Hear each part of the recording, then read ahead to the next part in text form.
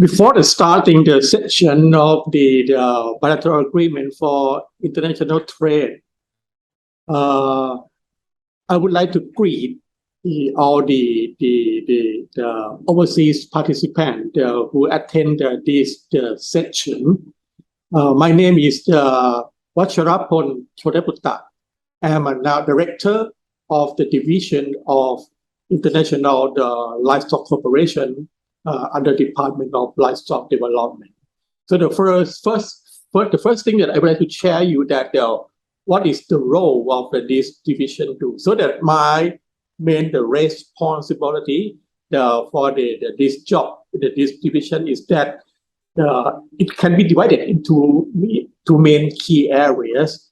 The first one is we have to coordinate with the countries, the bilateral countries that we can put or coordinate in like a technical cooperation. The other main role is that we have to facilitate the international livestock trade between the country that now is have the more increasing the number on the issue of the bilateral trade.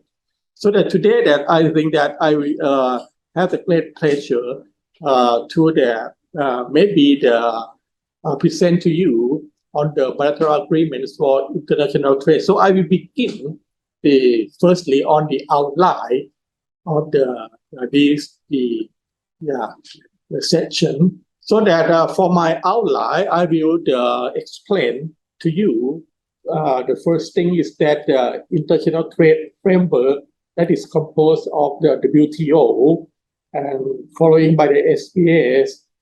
And the most thing that I would like to focus is the bilateral trade agreement. That is the main focus of the topic today that includes the importation and exportation.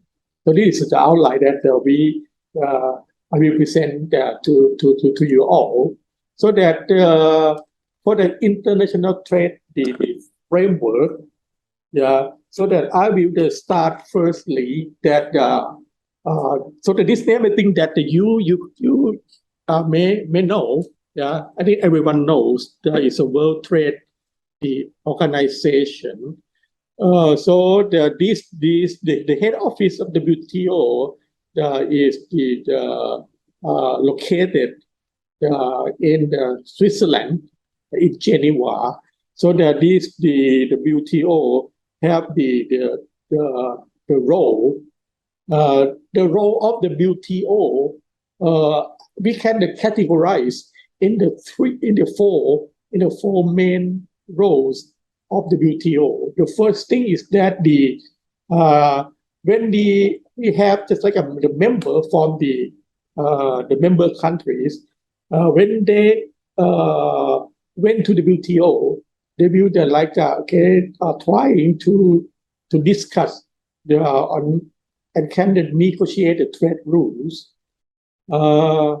Secondly, that they will implement the trade agreements. That is the main focus thing that we will talk today. Of course, the WTO member, they have to set just like set the platform to resolve the trade dispute. And mostly, they also have to just review the national trade policy from time to time. So implement the trade agreement. So it could say that it could divide it into the two sections. The first thing is we call it the GATT, or the General Agreement on Tariff and Trade. This is a basic principle that is mainly have the details in a tariff, just like for the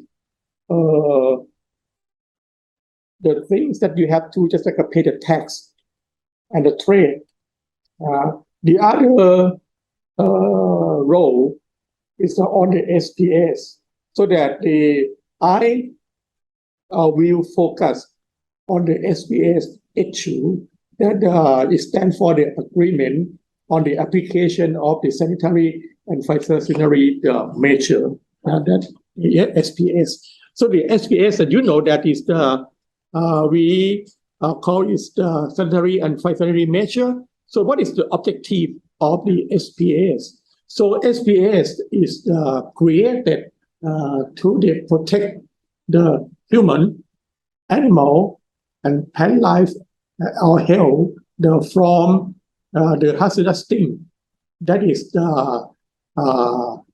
for example, for the contaminant, for the toxins, or the disease organism in food, all the diseases from plant or animal, or any place that could occur, so that it will protect the territory or each member state from the other damage caused by the entry, the establishment or the spread of the pest into the another country. So the SPS issue nowadays, I think it's the more important nowadays, because the every country, when we would like to import anything, no matter from the animal or from the plant, they have to be very concerned on the SPS issue. So then you made heard the many news, okay, that for this country, you have to be aware when they know that this country have the occurrence of the disease or have an outbreak of disease. The other country may issue the ban for the another country suddenly, because they would like to protect themselves from the damage that could cause by the entry of the no matter animal or plants into the country, if that country have the outbreak of that diseases in that country. So that so this is now more concern today. So the next slide, please. So that the WTO, I could say that the WTO that has now recognized the organization. The first one is that we call the WOA right now, WOA. The second one is a Codex Alimentarius. The third one is IPPC. Okay, for the WOA is the international organization that responsible for the animal health. So the WOA is the very new name. It stands for the WOAH, that is from the World Organization for Animal Health. So the former name is OIE. I think that I don't know, maybe we are familiar with the word of the OIE, but from the last May this year, it has been endorsed by the member of the OIE countries, and they are have the change the name from OIE to World Organization for Animal Health. So we can shorten it. We call it WOAH. So that someone called WOA. Okay. So that this organization are responsible for animal health. I think that you may come from the animal section. So I will explain more about the WOA activities. So the second one is the Codex Alimentarius, that is responsible for food. So that this one is FAO will take a role. And the last organization is the IPPC, that is responsible for the plant. Like a disease in plant, this is IPPC. They have to take care of. So the next slide, please. So for the mission of the WOA. So the WOA is the it could say that this is the very old international organization, because if I'm not wrong, the international organization it created before the World War I, because the at that time that there were the outbreak. Because you can imagine that at the time that they send the like a cattle from maybe from one country that far away, and it shipped the cattle to the Europe, and it make the rinde paste in the Belgium, so that because of that the journey, it makes the Europe spread the pest outbreak. So it started that is the history of the war. Okay, that OIE in the former name. So that is the mission of the war nowadays. So that is international organization. They would like to they have the principal work to base on the transparency, because they ensure that transparency will be is a good the logic. That is if every country could report the disease, the situation, or the outbreak in the country, in the transparency manner, it will be the good to control the disease. So that this will ensure the transparency in the global animal disease situation. So that because it's an international organization, they have to base everything on the scientific information, so that they have to collect, analyze, and disseminate the veterinary scientific information. And the third one is that the WOA encourage the international solidarity in the control of animal diseases. That is important. So therefore, the next one is the statutory, the safety. The WOAH would like to like a safeguard world trade by the publishing health standard for international trade in animals and animal products. So that in this topic, I think that the WOA nowadays have the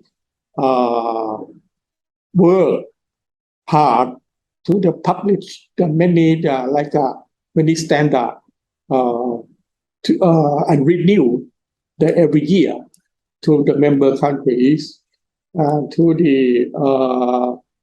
let the member countries to comply with this health standard. So I will explain to you later on. The next one is the WOA would like to promote the veterinary services in every member countries, because WOA know that if they could just improve the resource of the national vet service and the legal framework in every country, it will be can improve many things in each member country. But it is depending on the resource of each member country. The last one, the WOA would like to provide just like a food safety and animal welfare by providing the better guarantee of the food of animal origin, and to promote the animal welfare through a science-based approach. Okay, so this is the main mission of the WOA nowadays. So that we focus on the role WOAH or WOA in the with the SPS. So this is what I just mentioned to you that now the WOA now they publish that we call that the terrestrial animal health code, and it renewed every year. So that this is the like a standard, the protocol, that suggest every member countries to follow. So that there are many chapters. There are many chapters in this health code. It begins with what the disease, what the disease is, and how to the nature of disease, and they suggest that if every country would like to bring in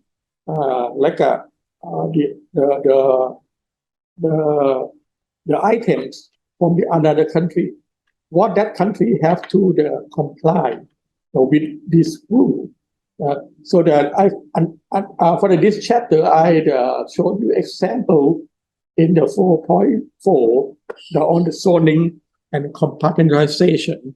So this is also the one of the chapter that explain us about that if we would like to just bring in the animal product from this zone of the importing country to the exporting from the importing from the zoning from the exporting country to importing country. So what shall we do? Okay, that is for example. Okay, next slide, please.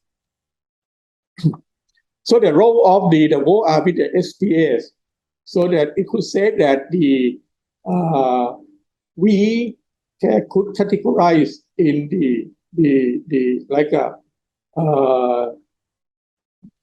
first one is the application of the risk assessment. So the importing country must ask for or evaluate for the risk of the exporting country, and the exporting country, they have to just apply to the importing country, and the importing country have to assess the risk that the exporting country have or not. So the next one is the categorization of sanitary measure. So the importing country may access the infrastructure of the exporting country will be. So the infrastructure is mean that they can access for the legal framework of that country, that it good enough or not. They can access the infrastructure from just the organogram or the structure of the wet office in that country. What it will be. Or even that in the field there are the structure of the commanding the structure, how it will be. For example, that the importing country that can assess this. So the program design, next one is that the importing country may evaluate that the country have the vaccination program or not, or even just have zoning or not. This is free zone. Okay, but this is for example. The next one is specific technical requirement. It's a requirement that maybe we can, just like a scientist, can discuss anything that for the heat treatment, the heat treatment could kill the pathogen or not.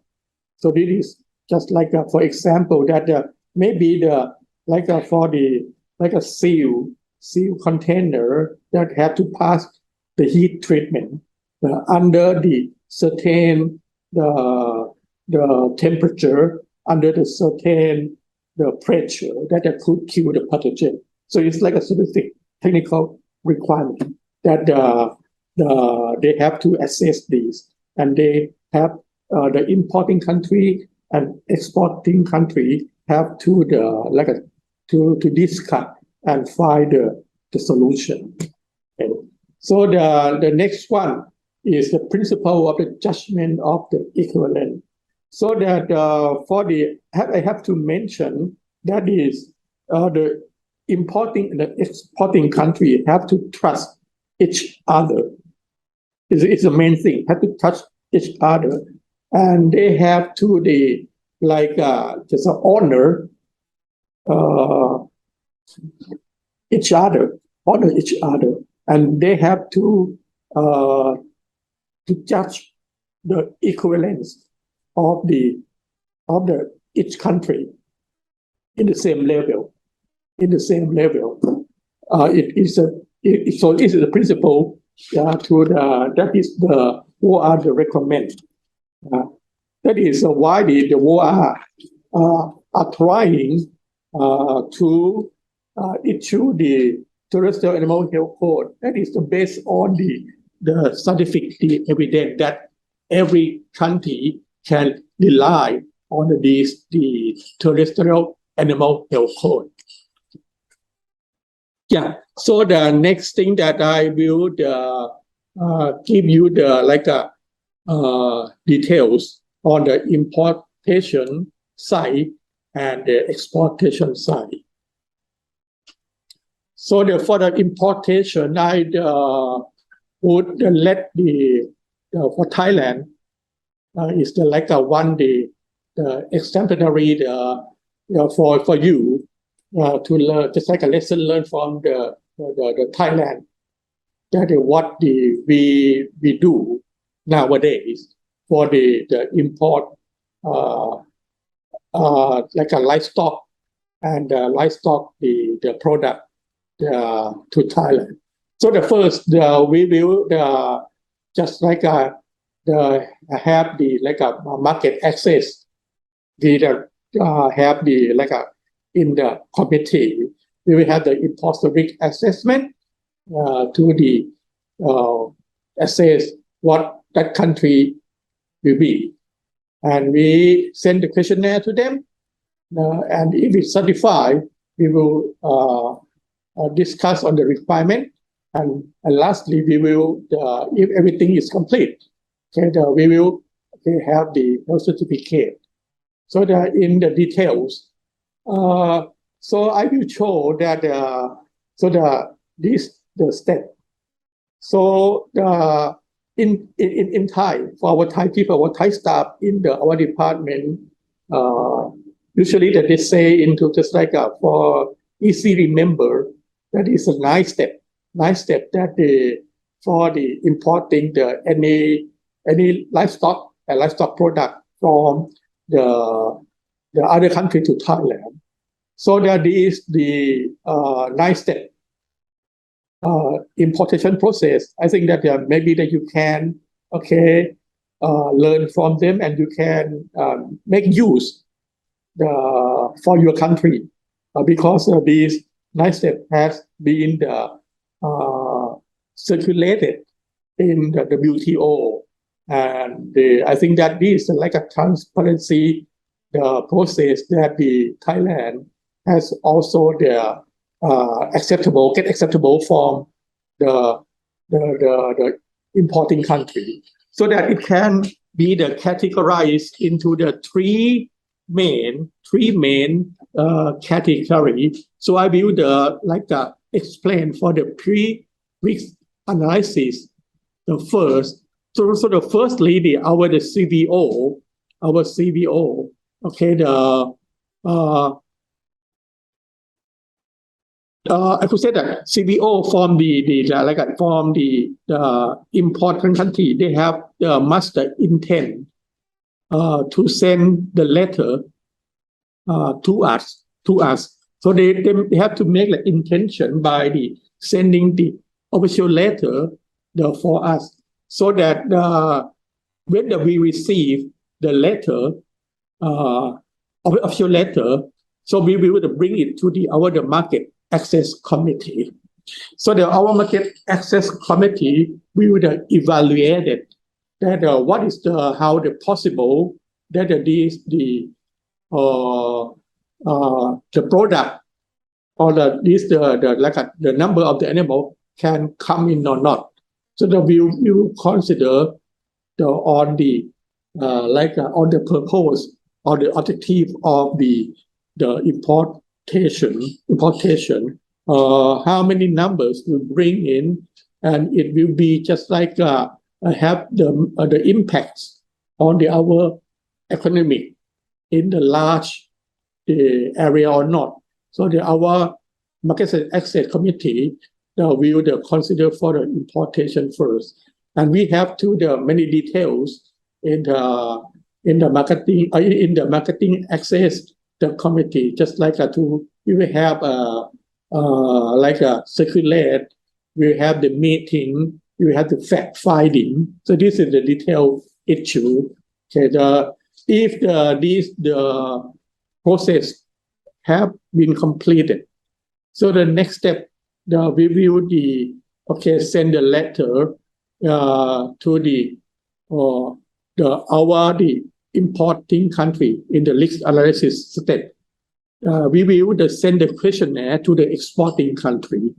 The questionnaire have the details on the disease situation that the exporting country have to explain to us. If you have the details on the infrastructure, we will have to send our lab capacity, and maybe the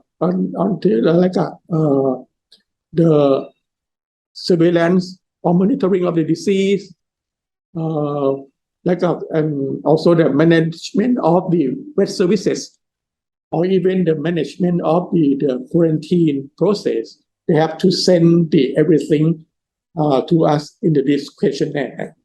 When we receive the questionnaire, we will bring into we call it IRA committee, or import the risk assessment committee, and we will have the many important risk assess committee, depending on what species. If for the cattle, we will send it to the cattle the committee. It is for the pig, we will send it to the pig committee. Or if for the chicken, we will send it to the poultry the committee. So that if the questionnaire is certified, it means that we have moved to the next step. So for the next step, we would like to ask for the exporting country for the on-site audit. Okay, what is on-site audit? It means that we have to send the official to that country to see what is the farm, okay, will be, or what is the structure of the vet officer over there, what it will be, or if just if we have to see the process of for the meat or pork, so we have to go to the slaughterhouse, to the processing plant, in each processing plant. each company, what it will be. What it is like a step of the on-site audit that the DLD, the staff will have a mission to that country. Our auditor, when they get back to the DLD, they have to make a report, and we have to conclude the report to find out the report. So if everything is certified, okay, we will move to the step of the approval, that we will have just like a draft the requirement for the bringing in that livestock or livestock product into our country. We will draft the health certificate. We will discuss about the authorized signature and a stamp that is will appear on the draft health certificate. And and if everything is okay completely, we will the issue or the announce of the lease of the farm or the processing plant that could bring in that item to Thailand. So this is that we call the nice step to bring in the livestock or even the livestock product into Thailand. But this is a brief procedure to you that you can learn it, and you may then make use of it to what your country is, and you can make utilize from the chart. It's free. You can when you get back to your country, you can if there is something that's good, you can take it. I think there's a lesson learned from Thailand that you can take it for free, of course. So the next exportation, I think that it will be the easier in the importation, because everything is nearly the same. So just like in the opposite side, for the Thailand, we also have the exportation flow chart. So the Thailand, the LD would like to send something to that country, we will make the official letter for the market access, because I think that every country is the same. You send this letter to the importing country, and of course that country will need the exportation standard, sanitary standard. We have to fill in the questionnaire as well. We have to make clear of Thailand the product have reach the exportation standard or reach the sanitary standard. Of course, I think that the importing country have to come to Thailand to visit us, so we have to prepare for the on-site audit for them. And if everything is good, the submission approved. And we make a health standard. So that in some country there may be need just like the extra version that they may need, just like to have the protocol on this consignment or or MOU for the particular item or the product. They may need more to have the protocol or MOU plus with the health certificate or the process of the the approval process. So it could be, and after that we can could the export these items to them. So that is the exportation process. So I think that if you understand the importation process, so it's easy for you to understand the exportation process. So I think that the most thing that no matter for the importation side or exportation side, I think that the standard is important. So if the country they have the exportation standard in beginning from the GAP, good agricultural practice, and for the farm and for the slaughterhouse or processing plant. If we have the GMP, food management practice, okay, and with together with HACCP, I think that it could be the help or assist the exporting country to send many things out from the country, and it could be acceptable for the importing country. Yeah, so that this is like just like the picture that show that in the national regulation, okay, for the Thailand, we also have the Q mark. Maybe you can observe for the Q mark. The Q mark is the mark that issued by the standard the bureau to let every people, even the Thai consumer, know that is the product pass the quality. We also issue the HACCP in the product as well. So this is like a national regulation. If that the wet authority have the national regulation and have the strong regulation, no matter for the animal health or even the food or drug or feed.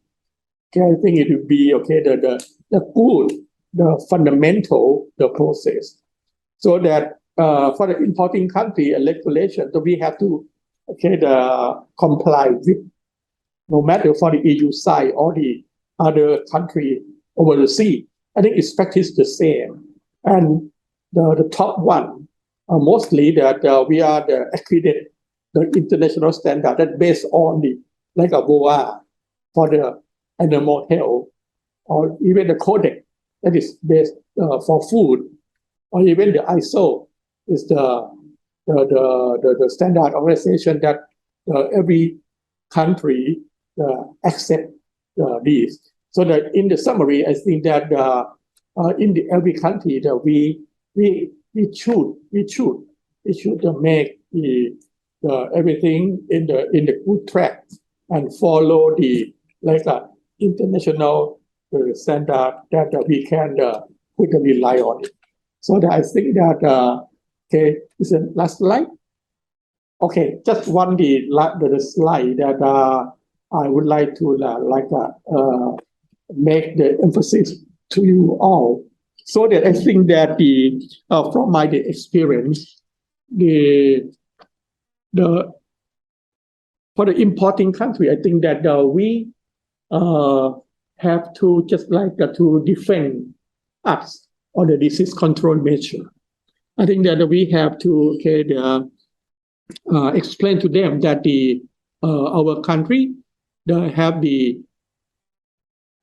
any control measure that could make them feel comfortable. It means that if we have just like a vaccination campaign or not, and how the law, our law is, and how the enforcement is strong or not, and it could be practicable or not. So this is control measure that every importing country made the accesses. So this is following by the measure when outbreak has been occurred. So that then maybe would like to know more that if the outbreak occur in Thailand, for example, that how the control measure that we have to be the setup, and how the disease that could develop, and how we contain the disease, how many days we can eradicate the disease, or even the measure of the disease that we could reduce it. Okay, this is a measure that we have to explain to them. Okay. The next one is the standard that I would like to give you the most important, that we should set up the standard beginning from the farm. In Thailand, we have to set up or initiate beginning from the very small farm. We call it the GFM. It's come from the standard farm management. Okay, the good standard, the GFM good farm management. Okay, it's a GFM good farm management. Because we have because in Thailand there are many farms in like a level.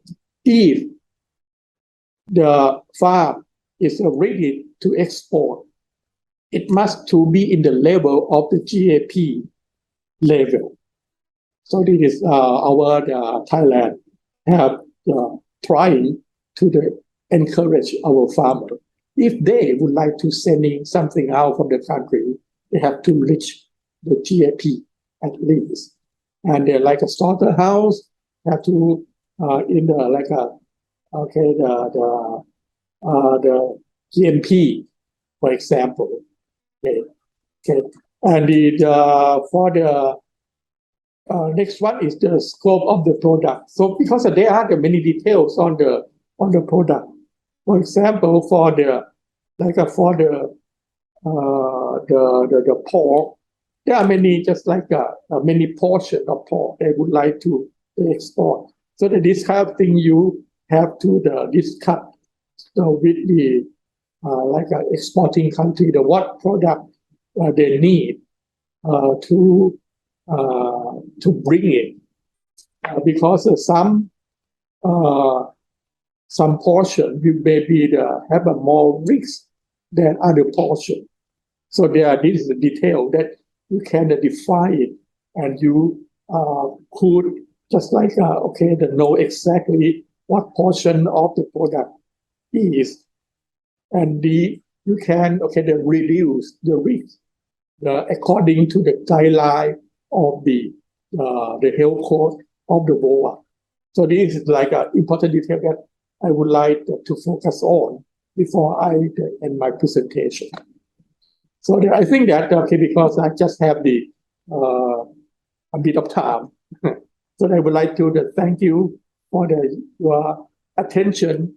I think that even a short time period, maybe half an hour, I think that I would like to thank you for your participation. So if there is any question that I could not answer to you directly, you can email to me in this email, either tech_tech@dld.co.th. So thank you very much again for your attention. So I hope to see you next time in person. I'm looking forward to seeing everyone. And thank you very much.